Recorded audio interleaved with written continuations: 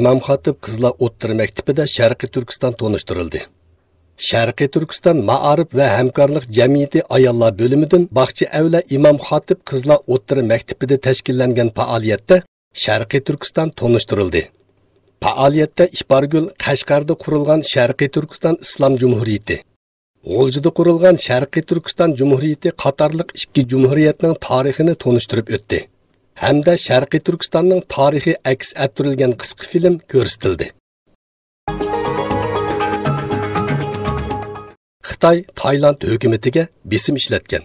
Tayland saqchi doiralari 25 Uyg'urning tutib turish markazidan qochish voqeasidan keyin Xitoyning Tayland hukumatiga Uyg'urlarni Xitoyga o'tkazib berish haqida besim qilganligi, Uyg'urlar qochishdan burun ularning davlat tavalligi texi aniqlanmaganligi, ularning davlat tavalligi aniqlanmay turib, ularni ikkinchi bir davlatga o'tkazib bermaydiganligini bildirgan.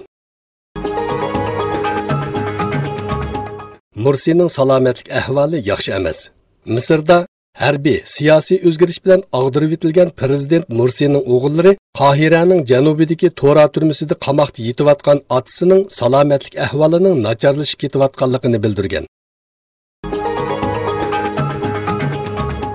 Islom jamoatining 6 a'zosi o'limga hukm qilindi. Xalqaro urush jinoyatchilari mahkamasi 1971-yildagi mustaqillik urushi asnosida yuz bergan ba'zi voqealarga javobgar deb qaralgan Islom jamoati partiyasining sobiq parlament a'zosi Abu Salih Muhammad Abdulaziz qatorliq 6 odamni o'limga hukm qilgan. Mahkamaning hukmnomasi e'lon qilingan sudga faqat tutqun javobgar Abdullatovlar qatnashgan bo'lib, qolgan 5 kishining hukmnomasi ular yo'q holatda e'lon qilingan. Amerika Arakandagi zulmni etnik tozalash deb ta'rifladi.